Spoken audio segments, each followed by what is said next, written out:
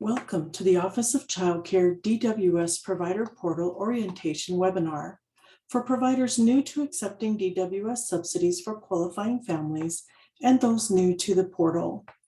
The purpose of this and our other webinars is to familiarize providers with essential child care tools and information.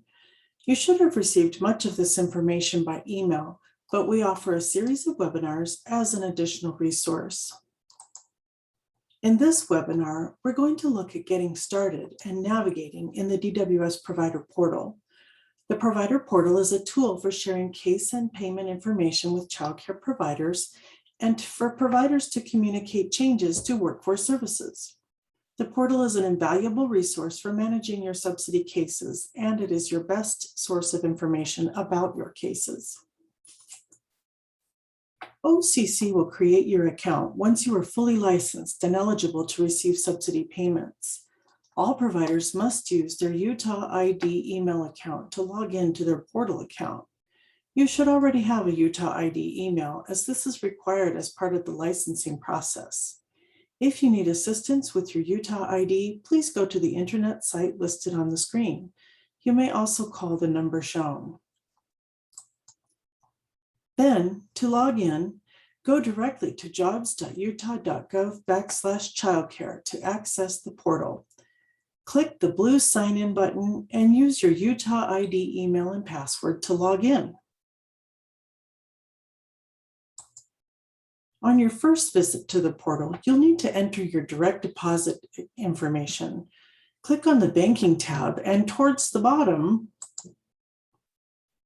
click on the blue link that says Add a Direct Deposit Account. Enter your information and save. You can also change your account here at any time. If you don't set up direct deposit information, you will be paid for your subsidy cases by a check in the mail. Now let's look at other features and functions of your portal account. We can't show you everything in detail in this presentation because we can't share any private information, but we will explain the basics.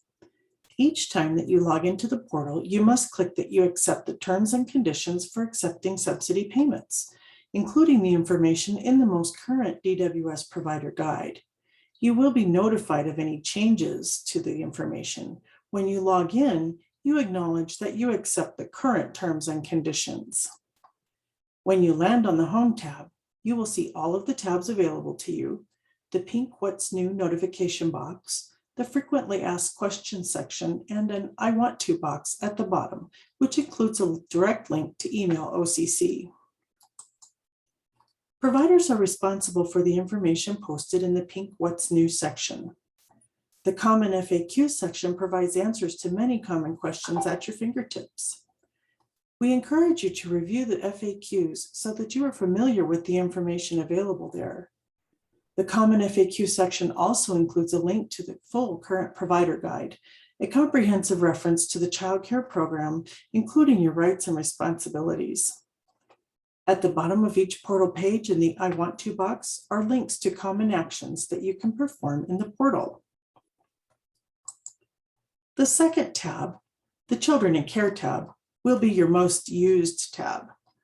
This is where you will find basic current, historical, and next month's case information.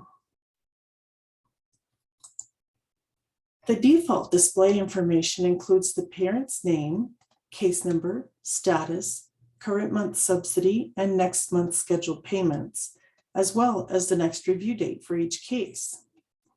To view additional details on a case, click the case line or the Actions button and view details. This screen displays the children's names, the subsidy amount for each child, approved coverage hours, any copayment amount, and the application and review dates. You can use the back arrows to review prior month's information. The Export to Excel feature allows you to export, save, and print your current Children in Care roster. Drop-down menus are used to sort by facilities, if you have multiple facilities, and by your currently open cases or cases from the last 12 months. Using the filters at the bottom, you can search by a specific parent's case number or name. The Actions drop-down button to the right of each family's name is where you will report changes to a case such as child has not attended for 90 calendar days or is no longer enrolled. Child attended less than 8 hours in the initial benefit month or has never attended. Apply a DWS credit to a case, report child care rates per child, or report that a child has returned to care.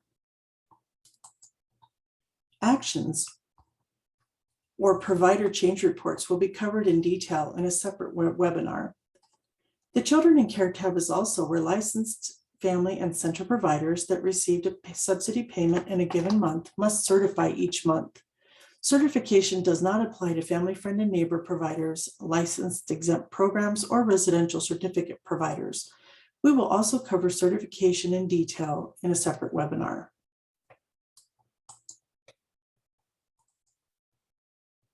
The My Facilities tab displays multiple sites for providers that have more than one location. The My Employees tab shows who has current access to the portal. Clicking the Actions button and Edit will display each employee's access level and allow you to edit their access. Financial administrators have full access to all portal tabs and reports and can complete certification. This access is best restricted to as few users as possible. Facility admins can access all tabs except the banking tab and can complete certification. Facilities workers have view-only access to the Children in Care tab. Be sure to assign all employees only the access you want them to have. Remember to remove an employee's access when they leave your employment. You are responsible for any actions taken in the portal by anyone you have granted access to. The Reports tab provides access to information and helps you manage your records. You can search historical case information as well as search for specific financial transactions.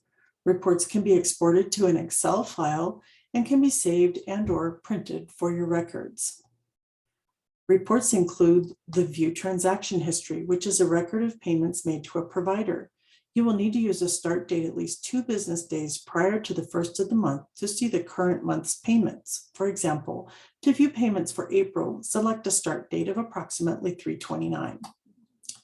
The 1099 form allows you to print a form for tax purposes and is normally available in January. You can also print historical 1099 forms by selecting the year and clicking Generate. Please note that these electronic 1099 forms only include subsidy income received from DWS. Grants and other payments are not shown here. The monthly and historical change report summary shows changes reported using the portal, who made the changes, and who certified. As you can see, the portal contains a wealth of information for providers. It is important that providers visit the portal regularly to stay on top of new information and verify that case information is correct. Thank you for watching and choosing to accept subsidies for eligible families. Be sure to watch our additional provider information webinars and be sure to email occ@utah.gov with any questions. Thank you.